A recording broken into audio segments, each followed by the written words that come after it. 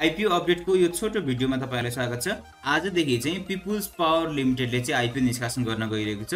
यो hydro power सेक्टरको company हो र यो कम्पनीको आईपीओ चाहिँ आज श्रावण 31 गतेदेखि भाद्र 5 गतेसम्म चाहिँ भर्न सकिनेछ। यो कम्पनीले जम्मा 24,67,400 गीत चाहिँ आईपीओ निष्कासन गर्न लागेको हो, जसमा पनि 49,348 चाहिँ यो पिपुल्स पावर लिमिटेडमा काम गर्ने कर्मचारीको लागि छुट्याएको छ। त्यस्तै गरी 1,23,370 किता चाहिँ सामूहिक लगानी कोषको लागि छुट्याएको छ भने बाँकी रहेको 22,94,682 किता चाहिँ तपाई हामी जस्तो आम सर्वसाधारणको लागि छुट्याएको छ। यो कम्पनीको आईपीओले चाहिँ डबल बी को रेटिङ पाएको छ, जसले समयमा वित्तीय दायित्व पूरा गर्न सक्ने सम्बन्धमा चाहिँ मध्यम खाले जोखिम रहेको जनाउँदछ।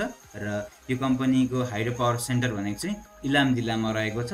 क्यापासिटी 4.96 मेगावाट रहेको छ र यो कम्पनीको गत वर्षको रिपोर्ट अनुसार नेटवर्थ भनेको 94 रुपैयाँ 96 पैसा रहेको छ। दोस्रो बजारमा ओपन रेन्ज भनेको 94 रुपैयाँ 96 पैसादेखि 284 रुपैयाँ 88 पैसाको बीचमा रहेर यसको पहिलो कारोबार खुल्नेछ।